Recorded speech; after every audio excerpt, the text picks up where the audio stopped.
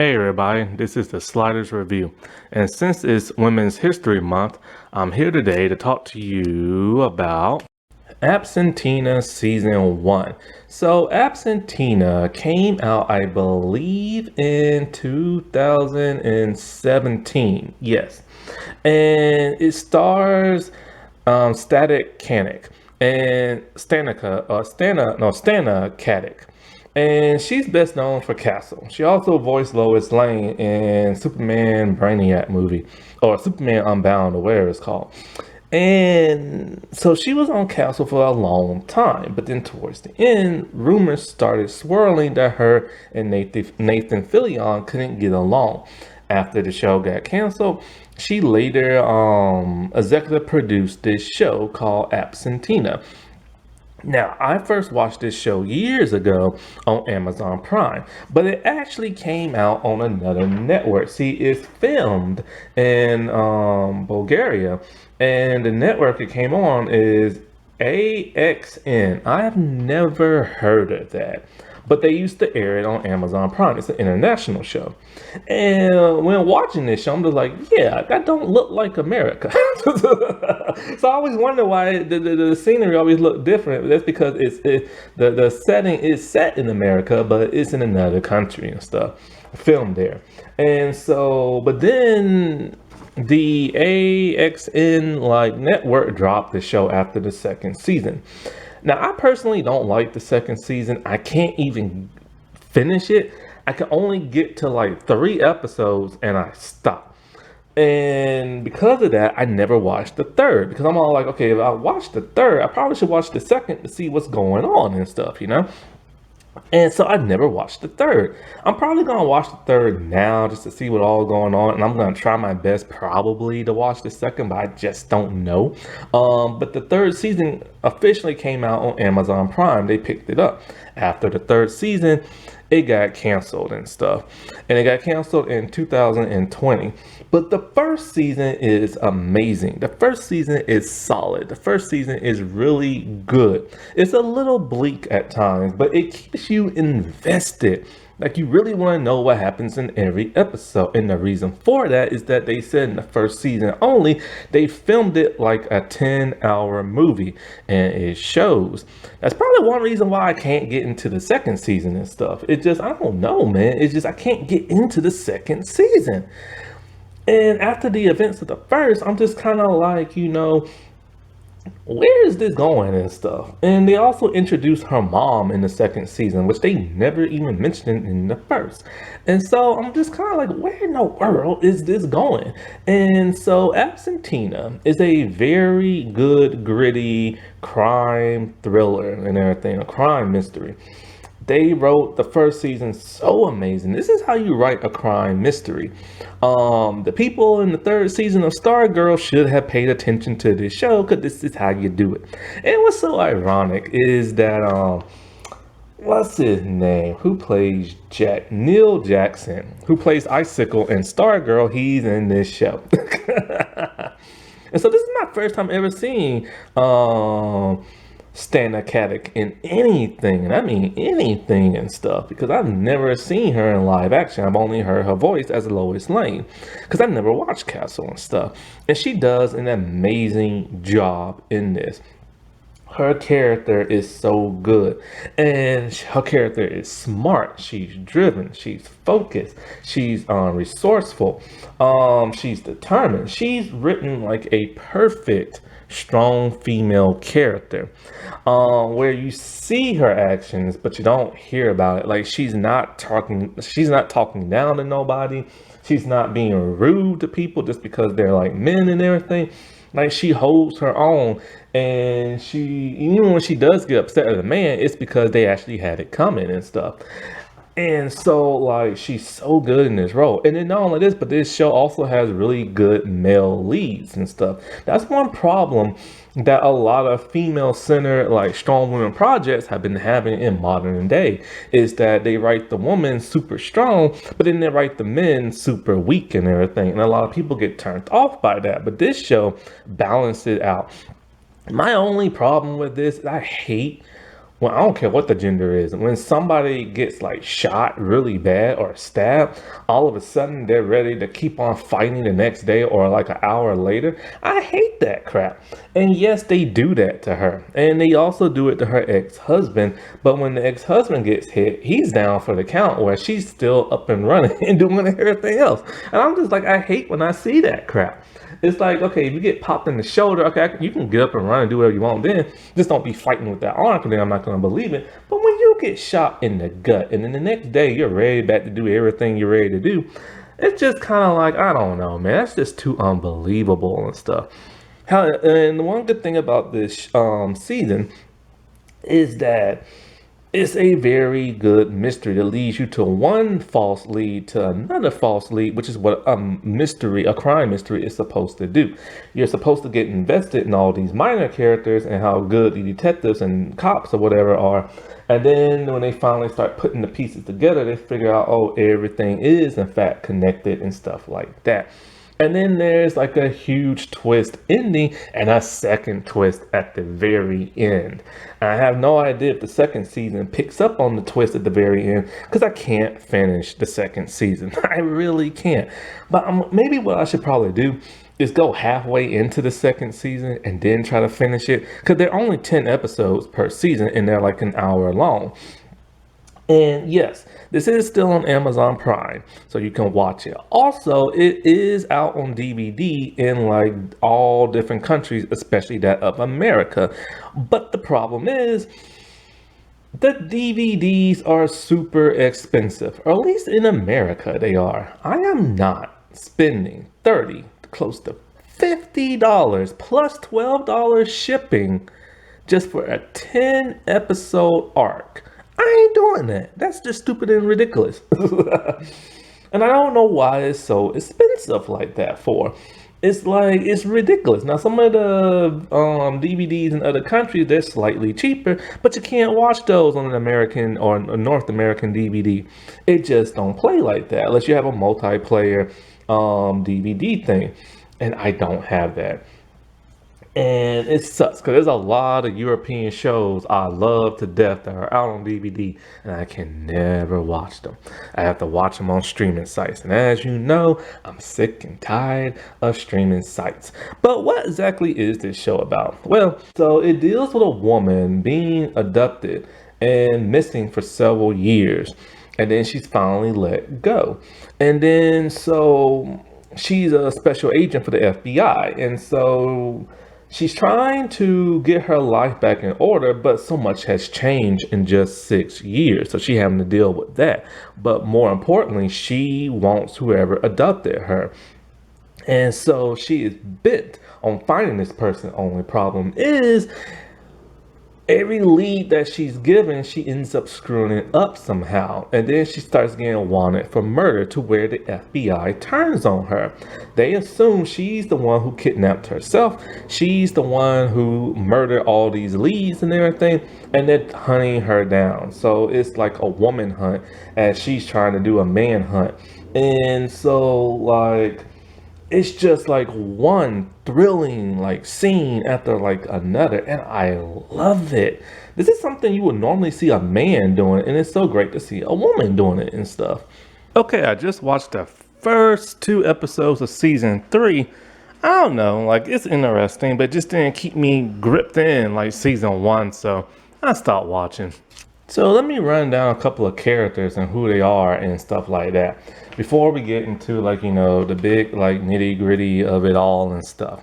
So like I said before, Stanika Katic, she plays Emily, and she's the one who's abducted, and she was missing for 6 years. She's a special agent in the FBI and stuff.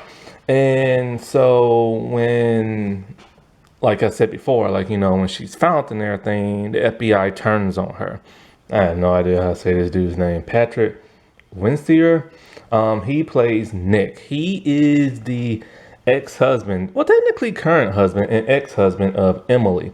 After, like, you know, she went missing, he assumed she's dead. And so with his child that him and Emily had, he remarried and everything.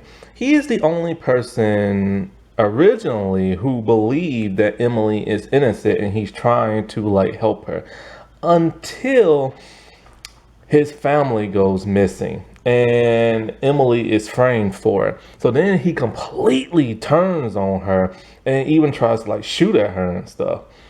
Cara Theobald. I love this actress so much. Like she was in Zombo. She was in something else. Where she was like, kind of like a vampire type slayer, monster slayer type thing. Her stuff, like, I hate this. Like, her shows always get canceled after one season, but at least she got to stay in this one. She plays Alice, the new wife to that of Nick, and stepson to Flynn. And so, like, um, she tries to do her best to like adjust to the situation of Emily being back, but it causes problems between her and Nick. She ends up pregnant halfway into the season, but then her and Nick have such a blow up because like he's spending all his time with Emily and trying to like help her when Alice thinks she's guilty of stuff. And when she finds out that Emily and Nick slept together and everything, she just leaves. But then it's later kidnapped by like the abductor and stuff. Flynn is the son of both Emily and Nick. And when his mother returns, he's very distant and a little cold towards her. He doesn't know how to like react and everything because Alice has pretty much been his mom his entire life. But he does start to like warm up towards her and stuff like that. Jack, played by Neil Jackson. He is a former medic who lost his license because he started drinking back in the day. Now, Emily is his sister, but his adoptive sister. Emily was adopted, and he cares for her, but deep down inside, he resents her because their father likes Emily more than him and stuff. And like, he's the dude who played Icicle in Stargirl. And he was also the villain in the Blade TV series. God, I hated the Blade TV series. I cannot say this dude's name. Angel Bonanini. He plays Detective Tom. He is a local detective who is trying to prove that Emily is in fact the murderer and that all this other stuff. He's the one hunting her down, but then he later works with Nick to try to prove her innocence until they assume that she actually is the one murdering people, so they're hunting her down again. Agent Redford, he is the boss to that of Nick and Emily. And so he allows her to be an agent again right after she's is freed. But then he starts to suspect that she might be the one who kidnapped herself and all this other stuff. But then like some weird twist of events and stuff. I know what you're thinking. Why would she kidnap herself? You know what I'm saying? And beat herself and put herself in a water tank and torture herself. I thought the same thing too when I watched this years ago, but then recently there have been reports of tons of women lying to the police saying that they was kidnapped by somebody else, but turns out they kidnapped themselves. And their accomplice were like their boyfriends or their lovers that they were having affairs with. So it does happen. There are some people who lie about being kidnapped, and they will literally beat themselves to prove that they really been kidnapped. People are crazy. Lori is a news reporter who's investigating Emily. Conward Hallow. He is kind of like a banker slash serial killer mobster type dude who people suspect that kidnapped Emily because she was working a case on him right before she was kidnapped and stuff.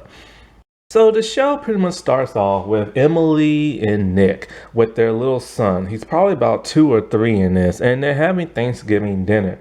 It cuts from that, and we see her being taken, and we see her being tortured. She is being like, she's like just in like a tattered shirt and shorts, and she's being beaten profusely by some unknown person.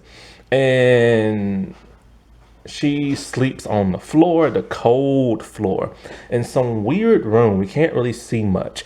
But then all of a sudden she's put in a glass tank. And in this glass tank, it starts to fill with water.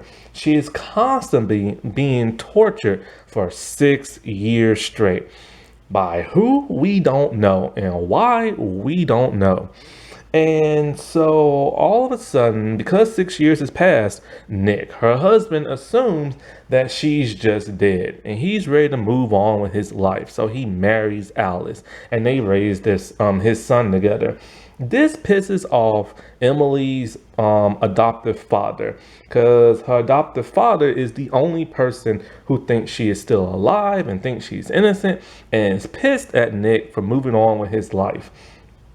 And so, like, all of a sudden, in the middle of the night, when Nick is asleep, he gets a phone call from a strange man, Conward Hallow, the man who's locked up in prison. See, Hallow was never proven to have kidnapped Emily, but they assume he did only because she was working a serial case murder on him right before she was abducted.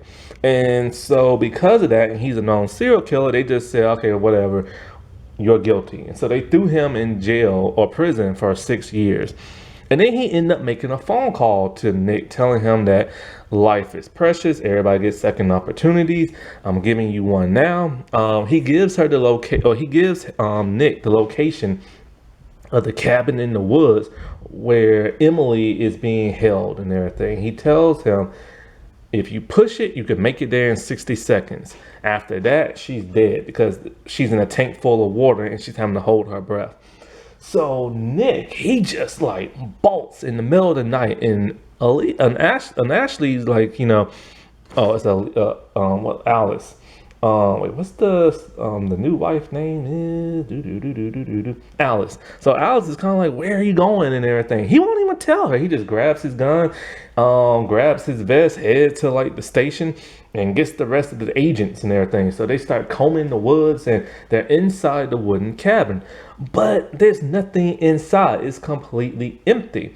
So then he starts looking at the floorboards and everything, and he sees through the cracks Emily is down below. So they bust through like the floorboards and they trying to get her out the tank, but they can't. It's like made out of some really strong glass and stuff. So they don't know how they're gonna get her out. There's like a padlock on there. He's about to break it, but then the padlock starts to blink. Now it's on, and then it has a timer on it. I've never seen a padlock like that before, so that's kind of neat. Cause it's the kind you put like it's one of those brass gold looking kind, and you put like a key in there, but it has like red dots and it's like blinking down. So they think it's an explosion, but it's not. It unlocks, and she's finally freed.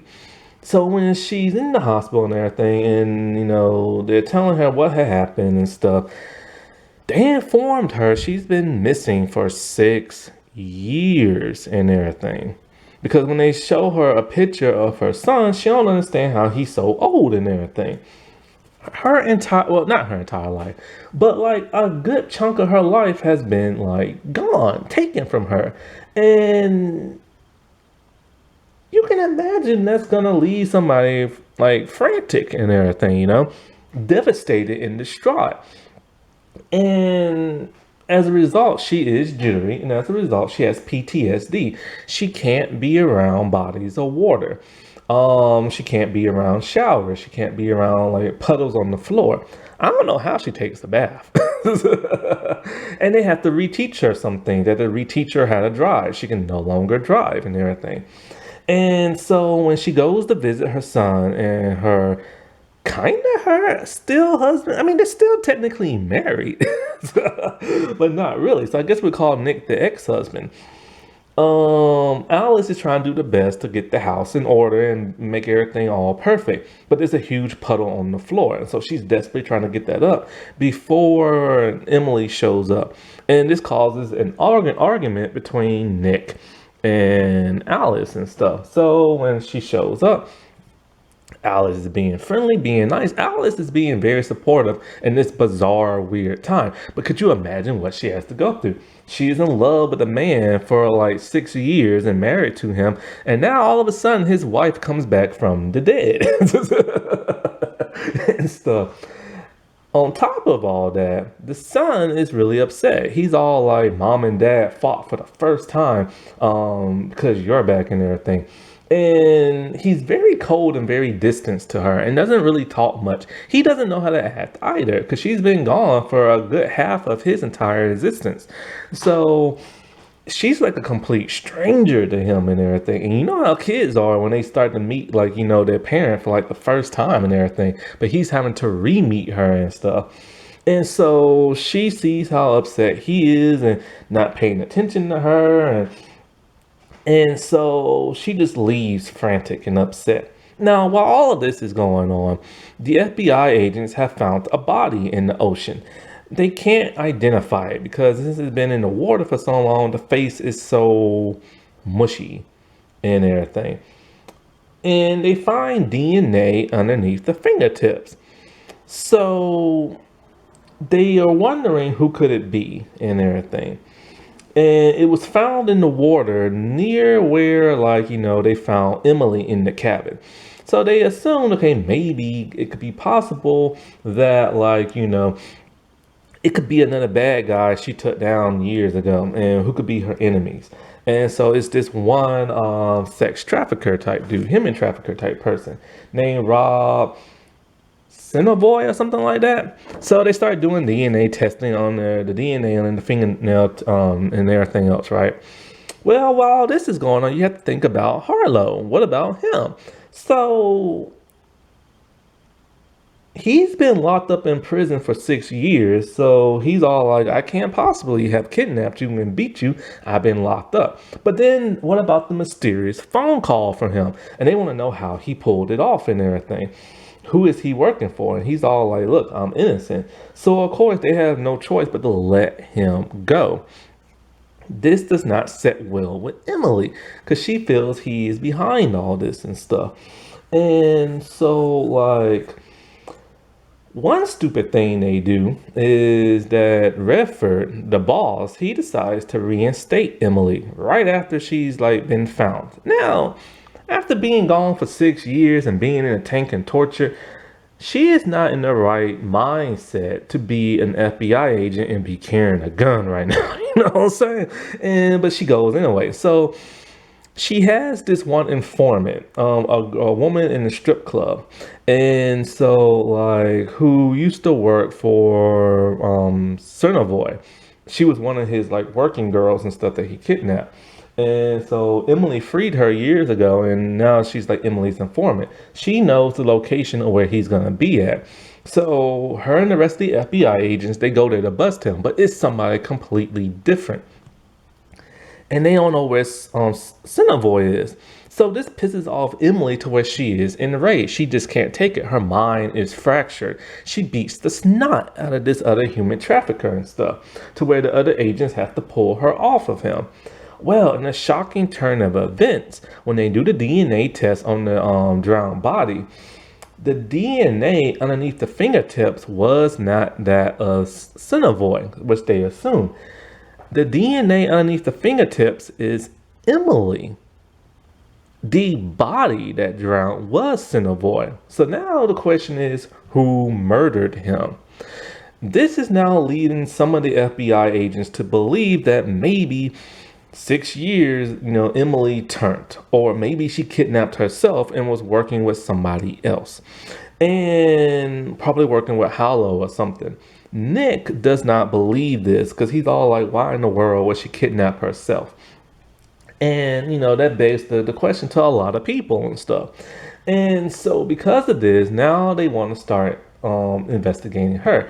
Only problem is Emily is very determined to find out who Hallow was working for. So, like a fool, she shows up at his mansion and breaks in and does the whole creepy in the shadows things when she stalks him and everything inside his house.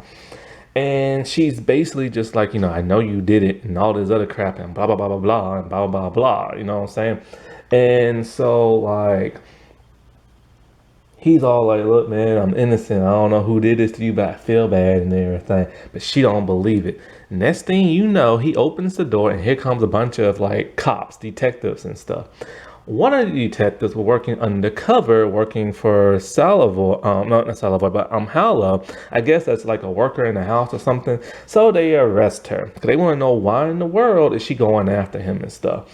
And since he's been proven innocent now. Well, after all this, they let her go, and she's trying to rebuild her relationship with her son. So she gives him like a comment. He's all like, "Oh, this is cool," but then tosses it on like the dresser, still in this shrink wrap and everything. It's hard trying to get through her son. She's having a very difficult time. Alice is still being supportive while Nick is still like, oh my God, dude, like what the world? I got two wives and everything. All while he's trying to prove Emily's innocence and stuff. And so like then when Nick is gone and Alice is home with her son, somebody's out in the woods stalking their house. So she goes outside and stuff and she can't find the person. So then Nick comes home and she's all like, I think somebody was spying on the house. And he's all like, you're just hearing things. It's probably the neighbor's dog or something. So he doesn't want to believe it.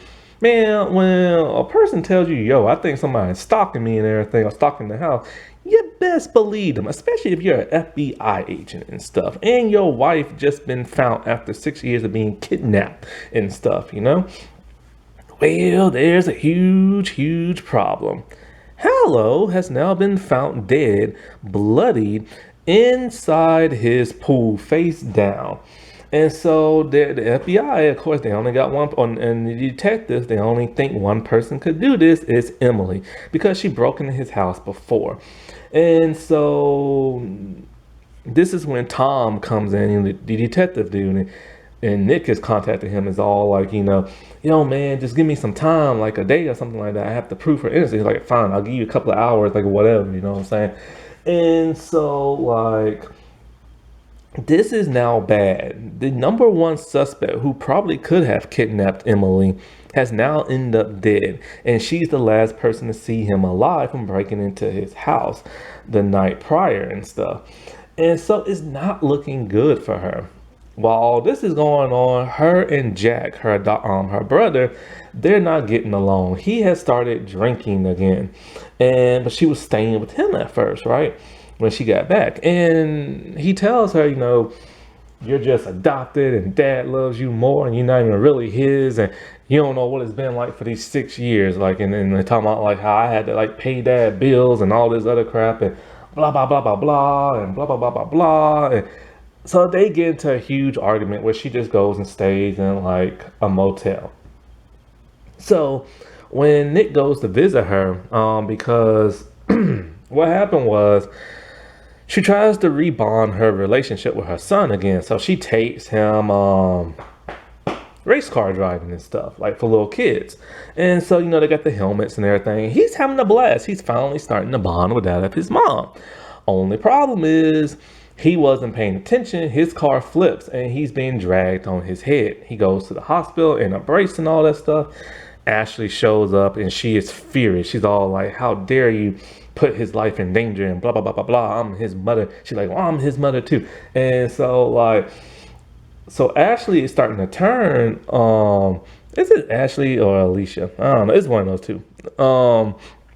She's starting to turn on Emily and stuff because Emily's being wanted for like murder and everything. And now, she doesn't feel safe having, her stepson with Emily. Well, some more bad news is happening. Tom calls Nick and he lets her know that like, you need to turn Emily in because she was seen on video camera, going to his place, the Hallows dude's place the next day. So in fact, she was there on video camera and everything. So while this is going on, they're trying to figure out a couple of things. One, there's this one woman, blonde hair, and she used to work for like one of those like gangster dudes or whatever. And so she gave some information, I think, on she was like a witness and gave some information on Emily, which turned out to be bad. And so they're trying to find her. But then when they start doing like, a DNA test on her, they find out she was a working girl and she had some ties to gangsters and Cinnabon and stuff. And so now they're trying to find this missing woman. She's literally just gone missing. On top of that, there is a footprint now inside of like Hallow's place.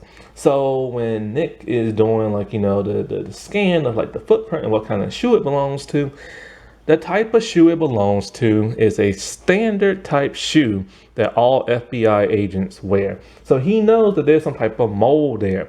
And they're wondering because Hallow was always one step ahead and everything, and they never understood how.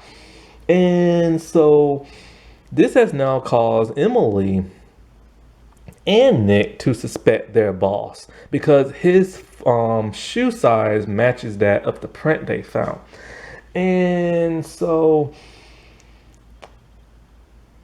when Nick goes to the motel to like confront, Emily, at one point they sleep together and stuff. And it turns out she was pissed at him because it turns out when Emily was being kidnapped, he was banging another woman and stuff. But it turns out Nick is just a serial cheater. That is how Emily met him in the past. He was with another girl at a bar, and she just moseyed on in, and and all this other stuff. So he has that like tendency to cheat and stuff. And Emily was one of the people he cheated on with. So he's just cheating left and right. And when he informs Alice, she is furious, of course, and takes his son away and goes to stay with her sisters because Alice doesn't feel safe in that house no more along with Flynn because of the whole Emily situation. And so when he confronts Emily, he's all like, where were you the other day? And blah, blah, blah. And he was on video camera. She's all like, look, don't get mad. But it turns out Emily was the one stalking Nick's house and everything because she just wanted to be near her son. And so he lets her go. And so now she is trying to figure out, who is setting her up, who is framing her and stuff, right? Well, she kidnaps that Redford and ties him up. And she's all like, I know it was you working with Hallow. I know it was you that kidnapped me and blah, blah, blah. And he's all like, you crazy and stuff. So then she starts to drown him. And then he finally confesses after being waterboarded and stuff like that. He tells her he's not working with Hallow, but he is the one who set up that fake witness and everything. And he's been protecting her because when she broke into his place, she found drawings of a bloody eyeball and stuff. And she's all like, this is what the person did to me when they messed my eyeball up, blah, blah, blah. He's all like, I've been trying to help you and everything. And he overheard something one day of somebody talking about, I'll meet you at like the bloody eyeball or something. This triggers a memory in her that she remembers when she was younger. And so Redford is not the person who kidnapped her. But then she leaves him there once the cops start to come. The moment she leaves and the cops show up, Nick and Tom, somebody just splatters Redford and everything. They assume it's Emily and they shoot at like the cops. Now Emily's murdered for a double murder, or a triple I should say, and shooting at cops. So things are just not looking good for her and stuff. And so she starts to remember what this whole bloody eye thing is. It's a tree in the woods. See, her memories are starting to slowly come back to her. And so it's a tree in the woods that her and the other kids used to play at and stuff. It's literally a tree with the eyeball drawn on it and little teardrops of blood and whatever. And her brother knows of this place and stuff. But he's acting like he doesn't remember when the cops ask him and stuff. So, I'm getting tired. And so basically it's one lead going to another and she's just falling to dead end after dead end. And so like we see her when she was in the orphanage beating up little kids and this and that, right? She was like a tough little girl. And so at some point, a lead leads her to that of like, she goes back to the cabin in the woods where she was found. And she finds a pacemaker on the ground. And so, like, when the cops show up, because I don't know how they knew, but it turns out Jack is the one who ratted her out. So she hightails it on out of there. The most convenient thing happens. She finds a truck driver or a truck, and she hops in there. The truck driver's in there. He pulls a rifle on her. It's all like, there's two things I hate: my ex-wife and cops. So they're looking for you. I'll help you escape. And stuff. But then the most gruesome discovery of them all shows up when the FBI agents are back on the premises of the camp in the woods, the cabin in the woods. They find 6 dead bodies in shallow graves. Now these 6 dead bodies are skeletons now. So now they assume Emily did all that too. Nothing is looking good for her. If she never went back there, they would have never found the bodies. So now they gotta find out who put the bodies there. So Emily breaks into the apartment of Jack. She puts the burner phone in his cereal, and then she starts snooping around on his computer trying to find out about the medical equipment that she found, the pacemaker and stuff. And so, like, she discovers like a text message. Now, the Cinevoy dude, now one thing he's known for is he gives women the names of flowers, and somebody delivered flowers at like Hallow's place. And so like when she's on his computer, his instant message thing is popping up, kind of like Yahoo instant message. Remember those days? I don't think nobody uses that no more. But anyway, his instant message is popping up from some social media site. And one woman is talking to him. It's like a stripper slash hooker or something like that. And she's all like, oh, you used to call me a name of a flower. So she's all like, wait, hold on, the name of a flower? That's what Cinevoy does. And then so like she sends Jack a file. So Emily looks at the file. It's of women bound and chained and being tortured, torture porn and stuff. So now she's starting to suspect Jack. And so, but when she plays it too loudly. A neighbor hears it and calls the police thinking somebody's being tortured. The FBI shows up at Jack's apartment, takes his laptop, and they find all like, you know, the torture porn. So they think, wait, hold up. These women are being tortured, bound, and drowned. They think Jack is now the culprit. And the evidence is mounting against Jack. When Emily spies on him from an apartment across, she sees him with the hooker lady, stripper lady, tying her up and banging her up against the wall and stuff like that and against the sofa. Then, because of the medical equipment with the pacemaker, this leads Tom to go to the place that Jack used to be employed in the hospital, and they fired him because Jack was drunk one day, performed surgery, and botched it.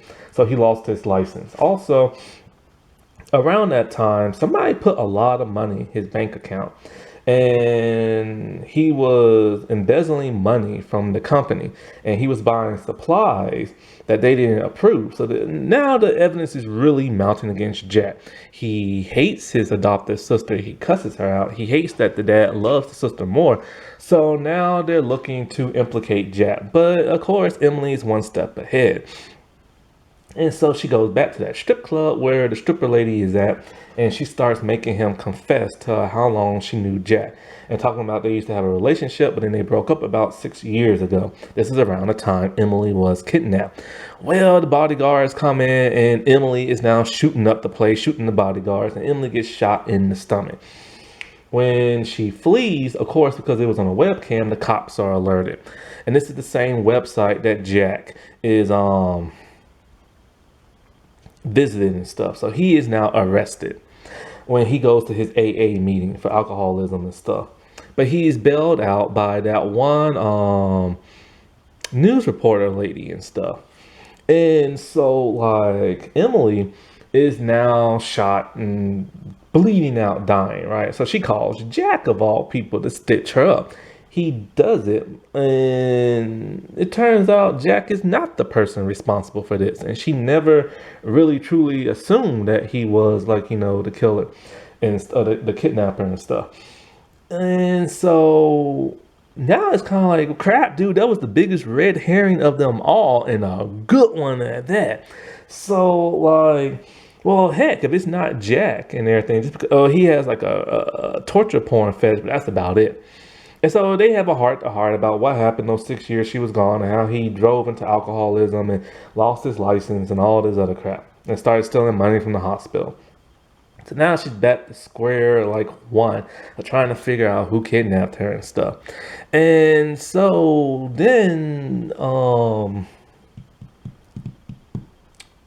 the pacemaker, they had to find out where it came from. And it came from like, I guess like this doctor man. So then Emily starts to research this doctor man who is now dead. Convenient. But he has a brother. And the brother works at this Chinese restaurant. And the brother's all like, my brother, he was a doctor and he has all this stuff. My wife kept it in storage. So he gives her the storage key. When she goes in there, she overhears a recording tape and stuff. In the recording tape, it mentions a guy named Charles and everything. This is now a flashback to when she was younger, and that's the little boy she beat up when she was in the orphanage and stuff. Apparently, this doctor used to experiment on little kids and stuff, torture them and stuff. See where the plot is now going? There was a subject A and a subject B. A was Charles, but who was B and everything? She doesn't quite remember. And so she has to find Charles. All of a sudden, she is kidnapped by some men. And they have her in a truck. She escapes. Convenient. Sometimes things are a bit rushed on this show. And so, like, she now has to find Charles. Well, he's in a mental ward and everything. So she breaks into a mental ward. Boy, this is just some fast pacing. Some things are rushed, but hey, whatever. It's thrilling, you know what I'm saying? And she tries to talk to Charles. Well, he doesn't want to talk because he's mentally disturbed. They start fighting over a book he has that he keeps to himself. And so she flees once the cops are alerted to, like, the a mental ward. Now here's the problem with all this. At this point in time, Alice and Flynn have been kidnapped, and left behind is a cell phone with a video message from Emily talking about, "I love you, son." So now Nick thinks that Emily is the one behind all this, and he's looking to bring her in hard. Points the gun at her, shoots at her and everything. She shoots him. And then she flees and gets out of there. Now, this is what I was talking about before. When Emily got shot by the bodyguards and Jack had to stitch her up, she slept it off, and the next day she's ready to start kicking butt again. And I'm just kind of like, come on, man. She's not Superwoman or Supergirl or Wonder Woman or whatever. I hate when they do that to characters. I don't care the gender. I just hate when they do that to people and stuff. You get shot in the stomach and you're bleeding out and you're losing blood, man, you're gonna be out for a couple of days. And so she reads the book and everything like that, and she's trying to figure out who patient B was, because she assumes that patient B is trying to redo the doctor's like research and everything, and that's the person who abducted her. So while trying to figure all this out and everything, it leads her to like another place once again. And so at this point in time, Alice and Flynn are being tortured. Flynn is now placed in the same type of glass tank for water that his mom was. Alice is able to free herself and everything and try to get out of there.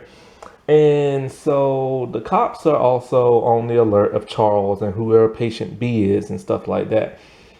And so, like,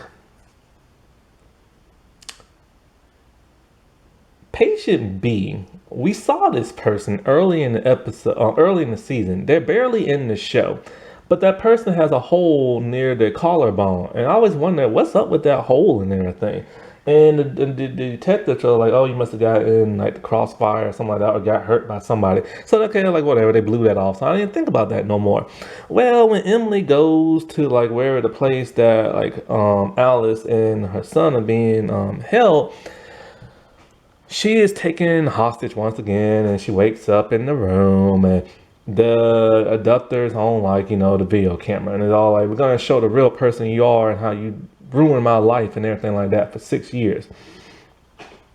Well, the abductor turns out to be the news reporter lady. So they kind of pulled a Billy Loomis mom on us. Only problem is Billy Loomis mom in Scream 2 was shown throughout the movie popping in and popping out. This news reporter only pops in, pops out, pops in, and then leaves for the rest of the series and then pops back in at towards the end. So you kind of forget who she is and you don't even really know who she is. You just know she's like a news reporter lady.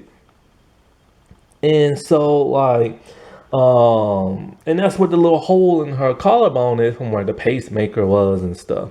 And so it turns out why she's torturing Emily and all this other crap, because she wants Emily dead. This is the part that does make sense, and you understand why she wants revenge.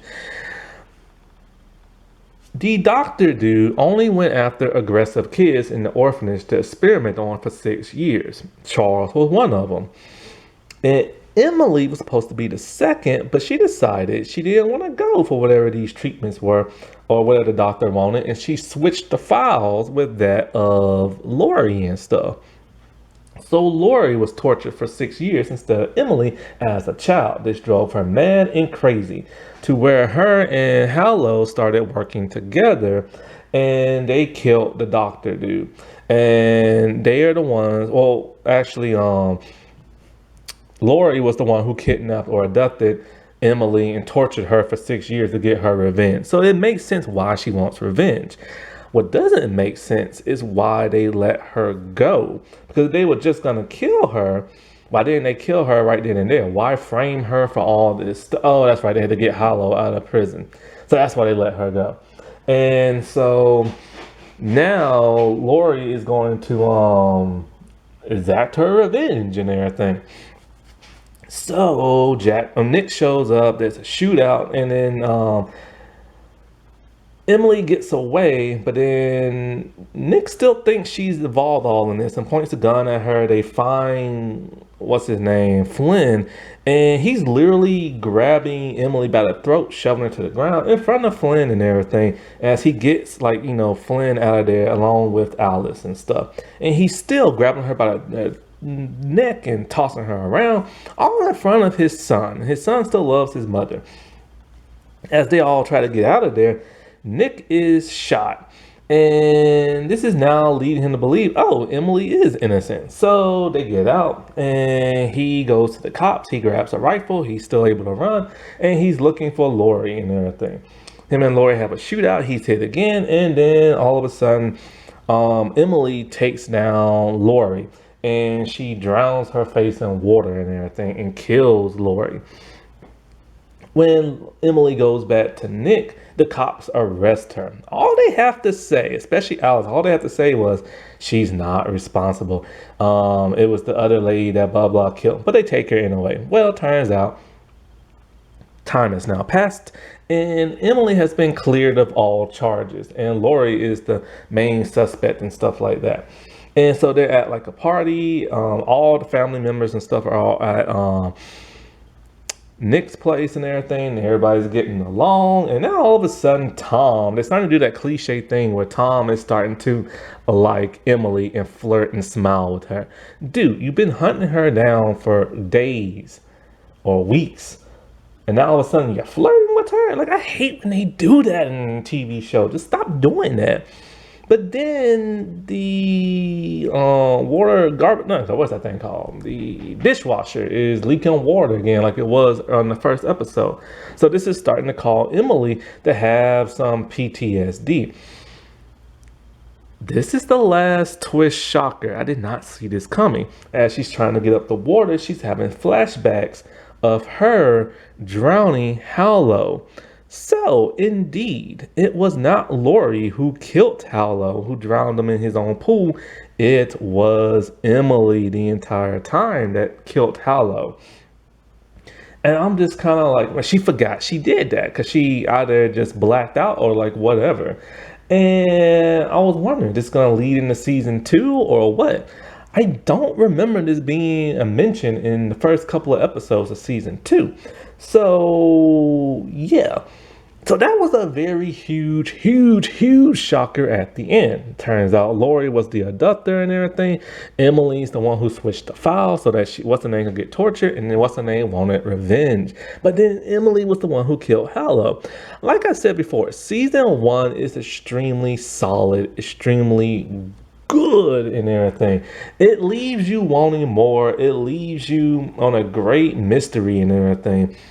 But there's nearly no action, no hand-to-hand combat really. But it's fine because everything else is great in it. Then you get to season 2, and I'm just kind of like, ugh. And I don't know nothing about season 3. But yeah, I highly recommend checking this out.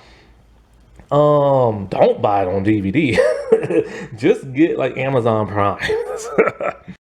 Happy Women's History Month, everybody. All right, I'll talk to you later. Bye.